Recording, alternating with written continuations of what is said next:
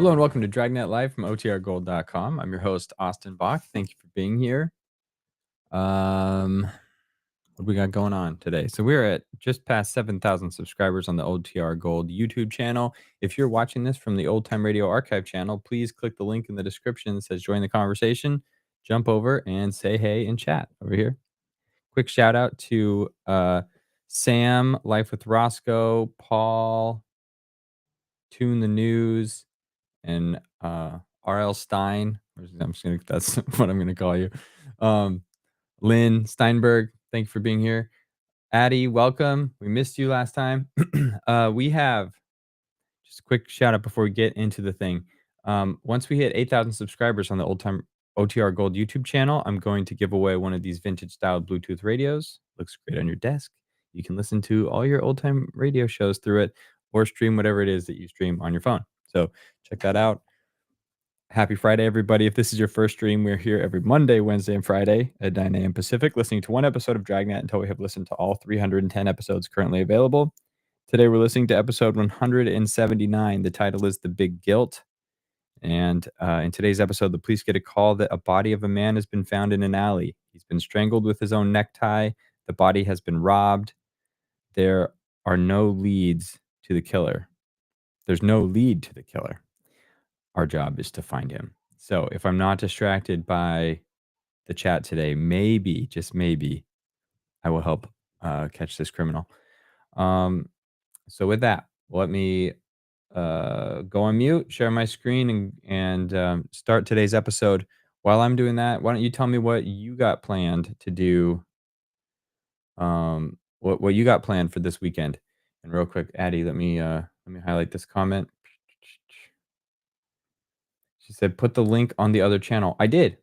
It's there. So it's in the video description. If you're watching from the other channel, scroll down, click it. Made that easy for you. Great. And also, please help us grow the channel. Hit like, share with friends that might enjoy it. All that is appreciated and helps. Cool. Now I'm going to share the screen and get started.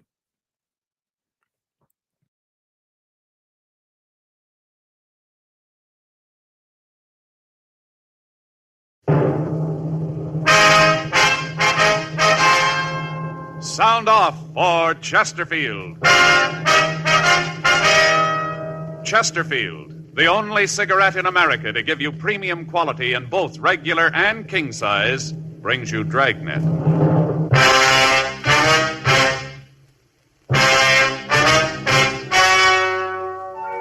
Ladies and gentlemen, the story you are about to hear is true. The names have been changed to protect the innocent.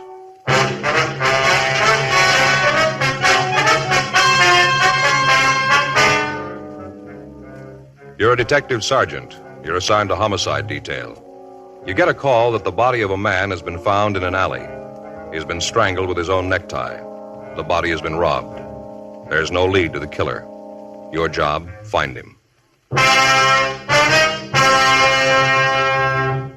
Thousands are changing to Chesterfield, both regular and king size, because Chesterfield is the first and only cigarette to give you premium quality in both sizes. That means king-size Chesterfield contains tobaccos of better quality and higher price than any other king-size cigarette. It's the same fine tobacco as in regular Chesterfield, and there's enough to give you more than a 1/5 longer smoke. Yes, more than a 1/5 longer smoke from king-size Chesterfield. So remember, Chesterfield is the only cigarette to give you premium quality in both regular and king size. Buy 'em either way you like 'em. Premium quality Chesterfield, and much milder.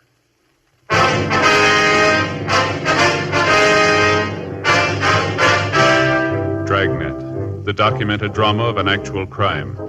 For the next 30 minutes, in cooperation with the Los Angeles Police Department, you will travel step by step on the side of the law through an actual case transcribed from official police files.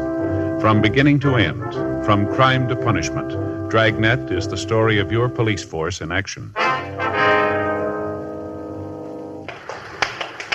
It was Sunday, February 10th. It was cold in Los Angeles. We were working the day watch out of homicide. My partner's Frank Smith. The boss is Thad Brown, chief of detectives. My name's Friday.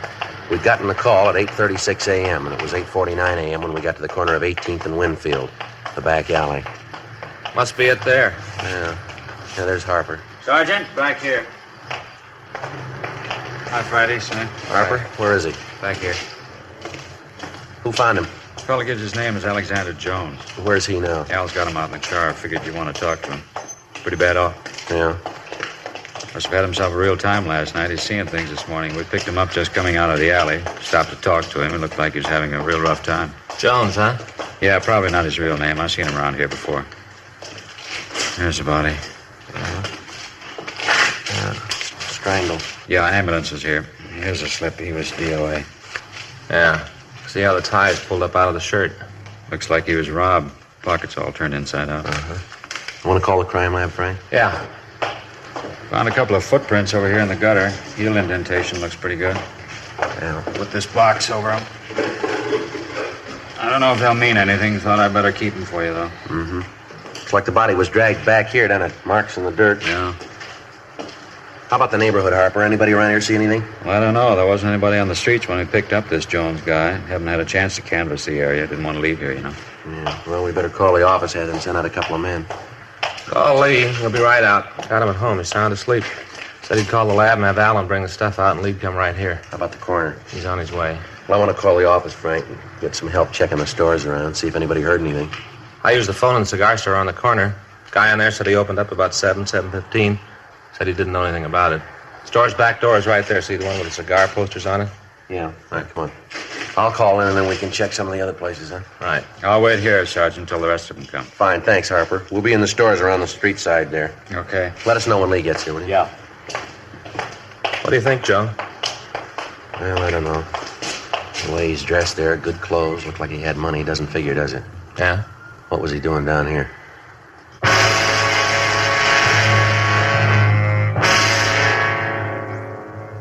"9:12 a.m. I called the office and 2 teams of men were sent out to help us canvass the area. Frank and I checked with the owner of a liquor store who was getting ready to open for business. He told us that he'd come in early that morning to clean up his store and that he'd taken a load of trash out into the alley at about 8:25 a.m., but at that time he hadn't seen the body. He went on to say, however, that it was possible that it might have been there and he just didn't notice it. 9:26 a.m. Sergeant J. Allen and Lieutenant Lee Jones from the crime lab arrived and began collecting the physical evidence. The body and the surrounding area were photographed. Photographs were taken of the footprints that Officer Harper had found. They were compared with the shoes worn by the victim, but they didn't match.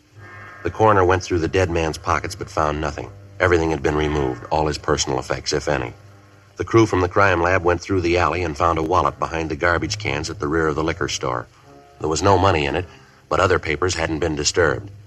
Driver's license, Social Security card, and several business cards in the wallet bore the name of Arthur McKinley. The description on the license matched that of the victim. Comparison of the thumbprint on the driver's license with those taken from the body matched. McKinley's home address was listed as 9722 Willetta Street in Hollywood. The coroner removed the body. 10:52 a.m., Frank and I talked to Alex Jones, the man who had been in the alley where the body had been found. We had him take everything out of his pockets. I don't know what you're talking about. I didn't kill anybody. We didn't say you did. All we want to know is what were you doing in that alley? I went there to get away. From what? People. They're no good. None of them no good. You got a job? Yeah, I work. What do you do? Wash dishes sometimes. Pearl diver? No, sir. I'm no pearl diver. I'm a bartender. I don't feel so good. You got anything to drink around here? You know better than that, don't you? No, I didn't mean booze. Something cold. It feels like somebody's closed a valve in my head. It feels like it's going to blow apart. Isn't there something, anything, as long as it's cold? How about a Coke? Yeah, be fine.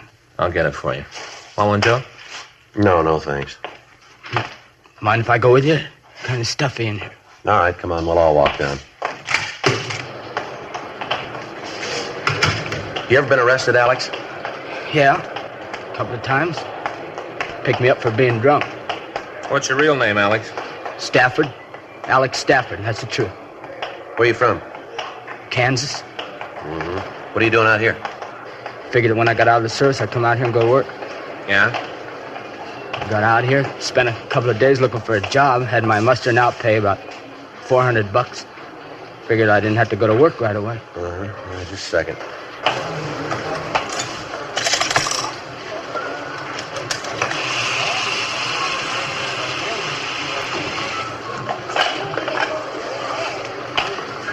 right, here you go.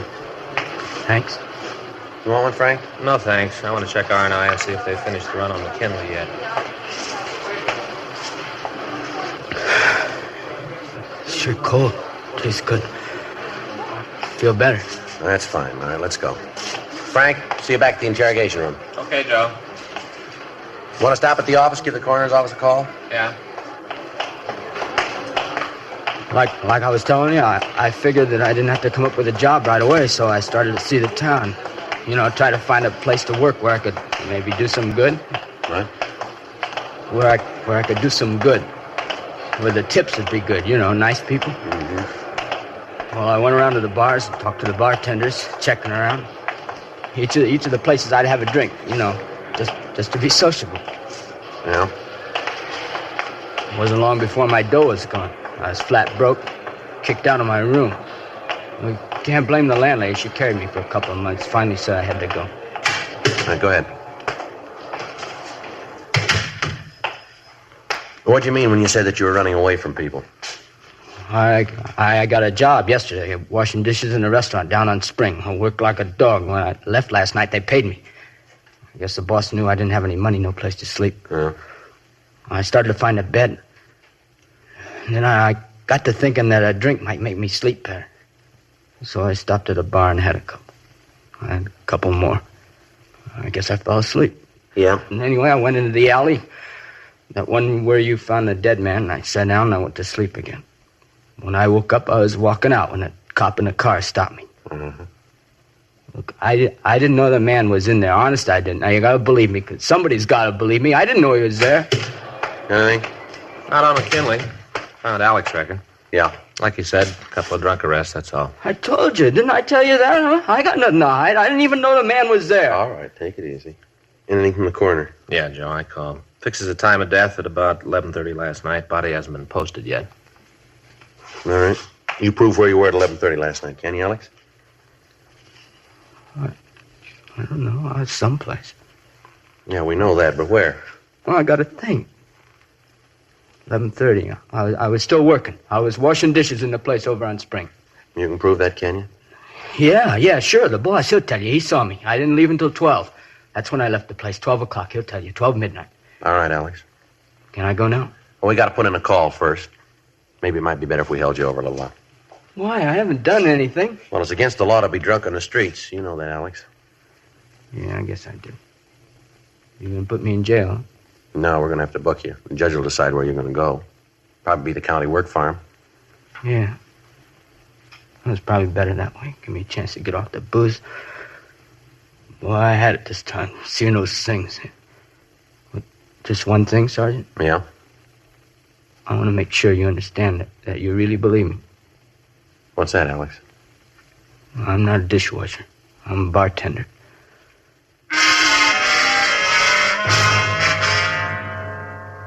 $12:18 p.m. We had Alex Stafford booked at the main jail on a charge of violation of 4127 LAMC, drunk.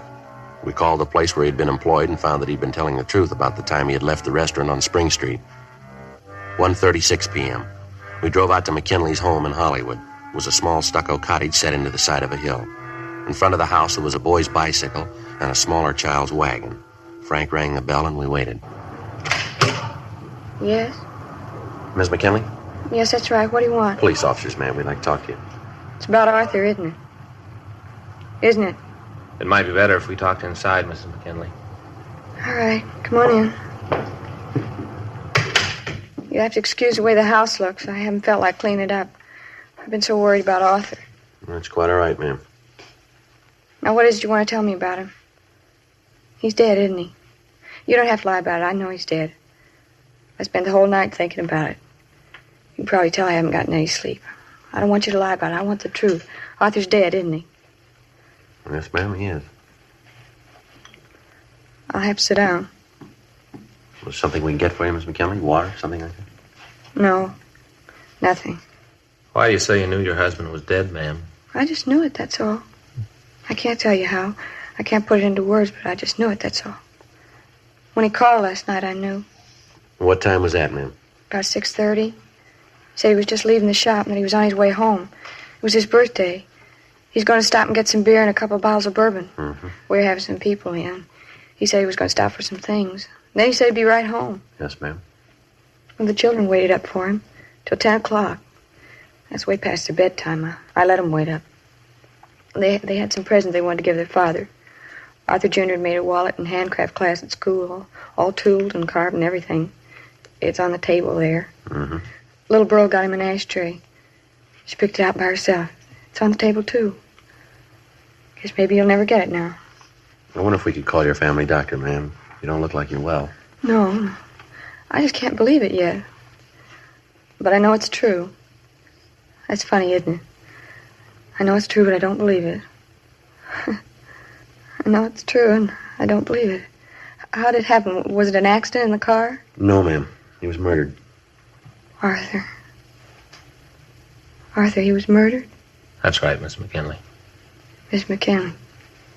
There's no Mr. McKinley anymore. He was murdered. I think maybe you better let us call a doctor for you, ma'am, get you something. No, there's nothing a doctor can do. Nothing anybody can do. Nothing. Who did it, you know? You know who killed it? No, ma'am, we don't, not yet. You said your husband called you from the shop, ma'am. What shop would that be? That's the florist shop. Our shop. We owned it. He called me from there about 6:30 and said he'd be home. That he was going to stop for some things and then he'd be home. But he wasn't. I knew it. I knew it all night. I thought of what I'd say, what I'd do, how I'd feel, but now none of it fits. None of it seems to matter. Nothing matters much. Nothing. He said he was coming right home. Who's your family doctor, ma'am? What'd you say? Your family doctor, ma'am. Who is he? Dr. Simpkins in Hollywood. Dr. Simpkins, Hollywood, 27083. You want to call him? Yeah. He said he was going to pick up a few things and come right home. My husband, Arthur McKinley. You know that, do you? Ma'am? There is no Mr. McKinley anymore, is there?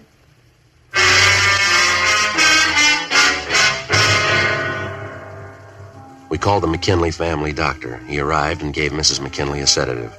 Frank and I talked to her before it took effect. We asked her about her husband's friends, his business associates. She could give us no new leads. She told us that her husband usually brought the weekend receipts from the store home with him on Sunday night so that he could make out the deposit slip for the bank. She said that he usually had about $300 to $400 on Sunday night. She gave us the name of the liquor store where he did business. 2:47 p.m., Frank and I drove out to the store. Gentlemen, what can I do for you? Mr. Kennedy? Night? Police officer, Mr. Kennedy. I'd like to ask you a couple of questions. Sure, anything to help the police. Nothing that I've done, is it? No, sir. It's about Arthur McKinley. He get home last night? His wife called, seemed pretty upset. Nothing wrong, is there? Was Mr. McKinley in here last night, sir? Yeah, he was. Let's see, I guess it was about 6:45. Come in, got a case of beer, a couple of bottles of bourbon. Was there anybody with him when he came in? No, there wasn't. Did he seem all right to you when he was here? What do you mean? Well, was he in good spirits? Did he act like anything was wrong? No, of course that don't mean anything. Sir? Well, even if there was anything wrong with Arthur, you'd never know it. Always laughing, always had a joke. He had a great one last night, real funny. Yeah? He told the one about the two musicians that were walking down the railroad track, and one of them said to the other, "Boy, this is the longest stairway I ever been down." Well, yes, sir. And then the other musician said, "I don't mind that, but these low banisters are killing me." Low banisters. Say, what's this all about anyway? Something happened to Arthur? He's been murdered, Mr. Kennedy. Arthur? Arthur McKinley? You sure? Yes, sir. We're sure. How about that? Only last night I saw him laughing away. He was killed. You know who did it? No, sir, not yet. How about that? Bet his wife's pretty upset. Do you know anyone who might want to kill him? No, not Arthur. Anybody in the neighborhood he had quarrels with? Any disagreements? No, not I can think of. Well, has there been anybody new, anybody you don't know hanging around the neighborhood lately? Anybody who could have known about McKinley's carrying that money around with him? Let me think. Yeah, come to think about it, there is a fella. Seen him around the last couple of days. Matter of fact, I saw him last night when I helped Arthur carry the beer out to the car. Sure, that's where I saw him. Sir? He was in the car with Arthur.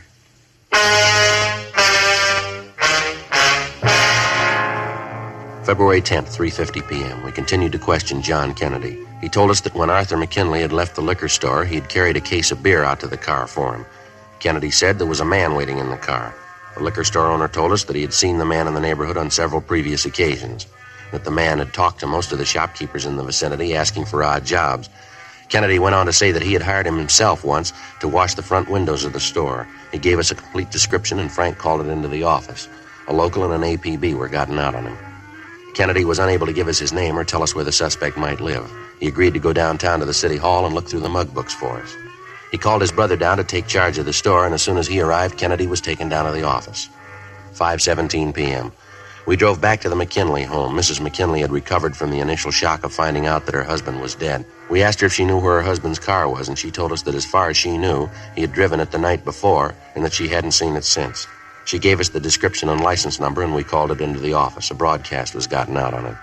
We asked Mrs. McKinley to go with us to her husband's store, and she agreed. On a table in back of the store, we found 2 empty beer bottles and a couple of glasses. Leighton Prince was called, and they came out and lifted 2 sets of fingerprints from the bottles and the glasses. Crime Lab came out and photographed the place. There was no sign of a struggle, but there was evidence that there had been a party there the night before. We drove Mrs. McKinley back to her home, and at 8:13 p.m., Frank and I checked back into the city hall. Long day, huh, Joe? Yeah, I'm getting a little tired. What do you want to eat tonight? Doesn't make any difference. Go ahead. Right. I get it. Homicide Friday. Yeah, Dean. Mm-hmm. They did, huh? Who? Oh, let me get that. Yeah, I got it. Okay, thanks, Dean. Yeah, you bet. Good night. It was Bergman. I made the prints on that bottle and glass. Yeah? A fellow named Fred Gerard did time for armed robbery.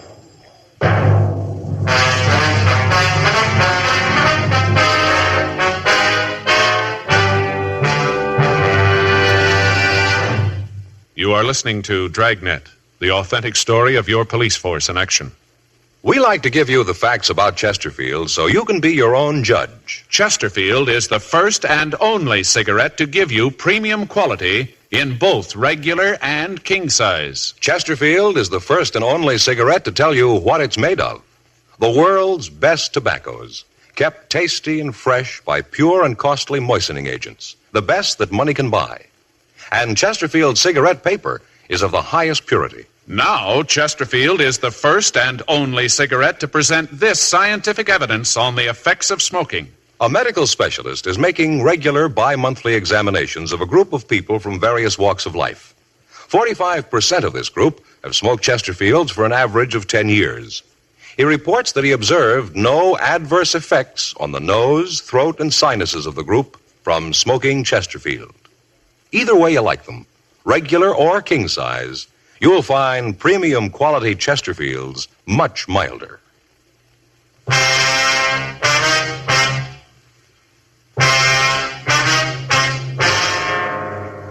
Sunday, February 10th, 8:30 p.m. Frank and I pulled a package on Fred Gerard. He'd been arrested in 1942 on a charge of violation of 211 PC. He'd been convicted and had served 5 years in the penitentiary at San Quentin. We checked back with John Kennedy, the man who had seen Arthur McKinley leave the liquor store in the company of the man we figured to be the murderer. When we entered the mug room, he was talking to Sergeants Joe LaMonica and Danny Galindo. They told us that so far he had been unable to identify the man he had seen with McKinley. We showed him a mug shot of Gerard, and he positively identified it.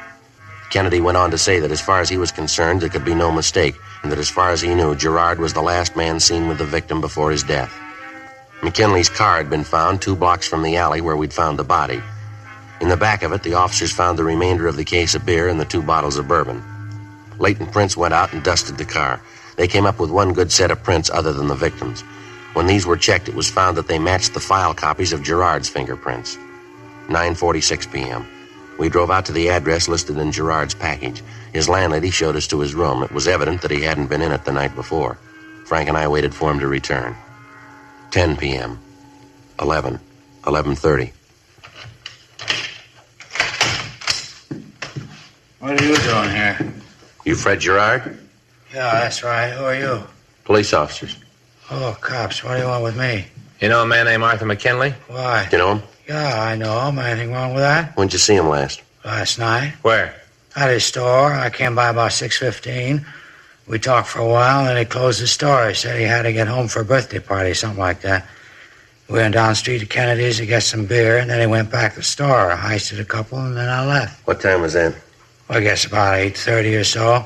Had to meet a guy out in Santa Monica, so I left. You left McKinley at his store? Yeah, that's right. So what's this all about? What are you giving me problems for? I haven't done anything. All right, take everything out of your pockets. Put it right down here. Look, you got no right to barge in here and tell me what to do. I'm clean. And you got no reason for not cooperating now, have you? Well, I suppose not. Then take everything out of your pockets. All right. Yeah. Keys. Your money in your wallet? Yeah. How much you got? I don't know. I have to count it. All right, count it.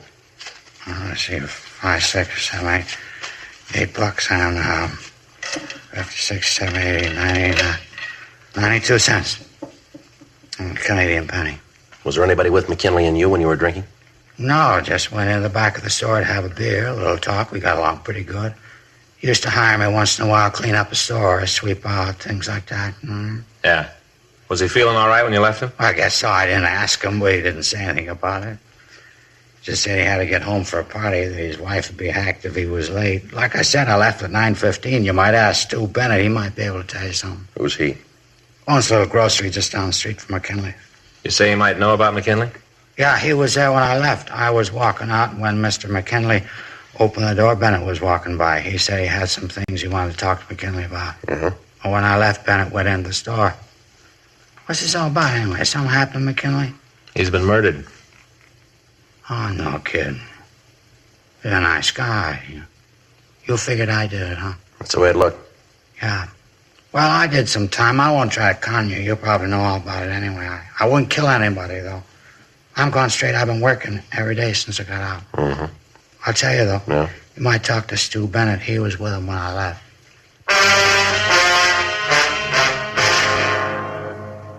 Fred Gerard gave us a complete description of Stuart Bennett. We called the name into R&I, but he had no record.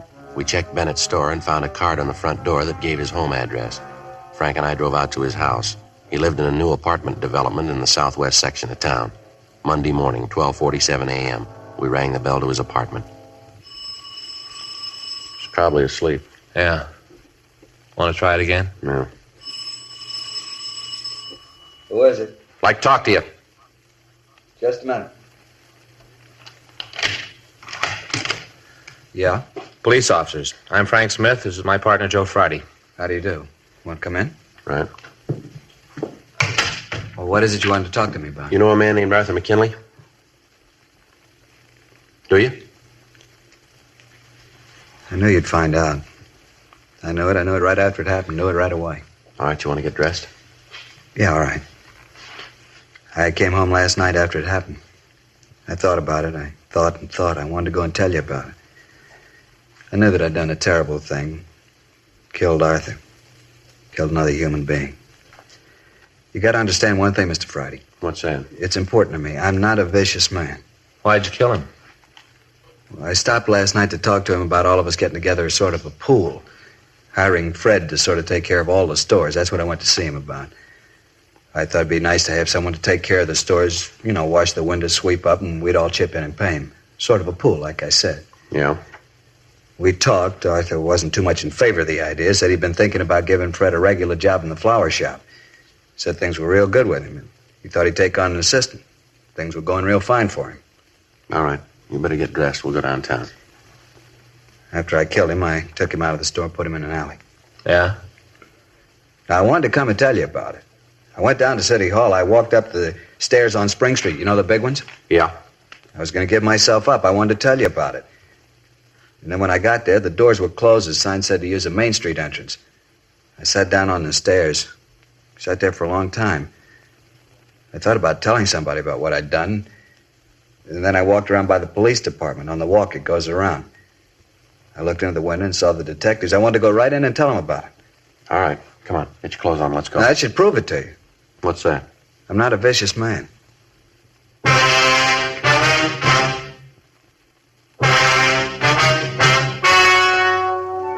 The story you have just heard was true.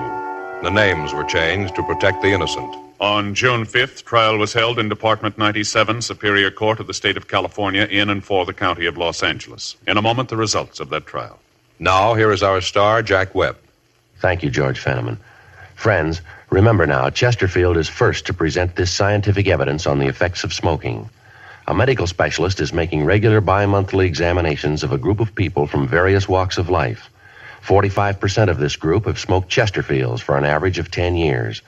He reports that he observed no adverse effects on the nose, throat, and sinuses of the group from smoking Chesterfield. Either way you like them, regular or king size, you'll find premium quality Chesterfields much milder.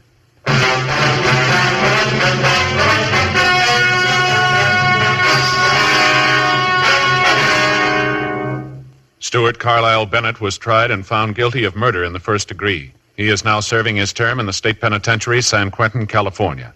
Murder in the first degree is punishable by death or by confinement in the state penitentiary for life.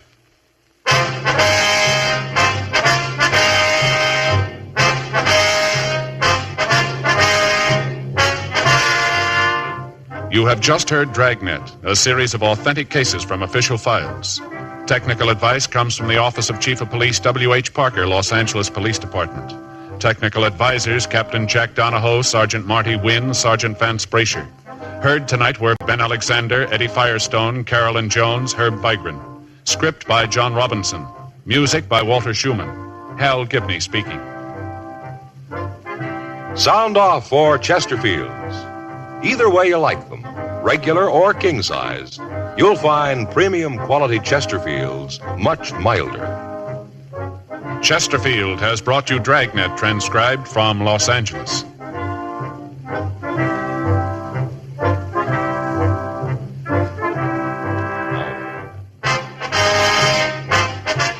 Tonight, more adventure with Barry Craig, confidential investigator, on NBC.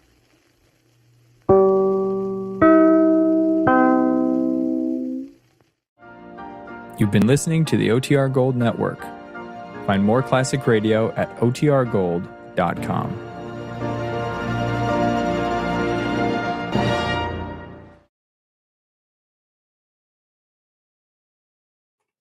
All right, I hope everybody enjoyed that episode. And this is great information. You guys are helping me on my search for a vintage milkshake machine. I had call it righteous envy about my brother-in-law. A work friend found a 3-spindle like Hamilton Beach. I think it's Hamilton Beach, something beach hunting. What's the brand name? Some vintage brand mixer, and it was like this teal color that looked awesome. It was still in great shape. He bought it at a great deal, and then they brought it up one time they were visiting, and milkshakes are just so good, and it's so nice to make them at home. But all the stuff that you can buy now is like an underpowered motor, so the ice cream has to be like super liquidy for it to mix well. Or you can do like one milkshake at a time, or like one, and then you have to let the motor cool and try it again. His had like, you could just keep putting it in there, it was for the soda shops, and it looked cool. It worked great. I want to get one of those. Especially on the hot days, which today is not one of the hot days. I am broadcasting from Seattle for those that are new, and it's actually a little drizzly right now. It's crazy. But let's see. August 4th. So let's do this call out right here. We got Addie's birthday coming up. August 4th.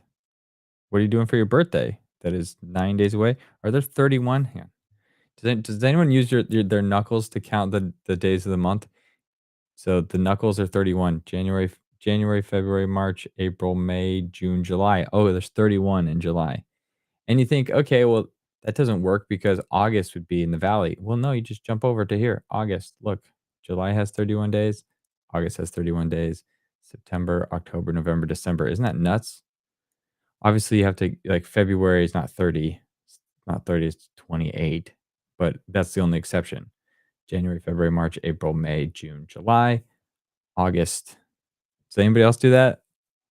Tell me if you do. Happy early birthday, Addie. And then also for the help on finding this vintage machine, I'll check out Nostalgia Electronics. Microwave and toaster are for them. They're excellent. Great. Okay, cool. Well, thank you all for joining. Thanks for tuning in. Thanks for being part of the community. If you're again watching this on the Old Time Radio Archive channel, jump over to OTR Gold, which the link is in the description of the video and also down here on the ticker. Go there, subscribe, and then you can join the chat and say hi to all these wonderful people over here in chat. Okay. But have a great weekend, everybody. Thank you all for tuning in. Until Monday. Until Monday. Have a good one. And wait, since there's a delay in here, I don't get responses to my stuff for a while. Nell uses the knuckle method. That's great. And looks like we taught Addie that today. It's fantastic. You never have to get confused ever again. You're like, just silently touch your knuckles and be like, oh, 31 days this month. It's fantastic. Cool. Well, again, have a good one, everybody. See ya. Bye.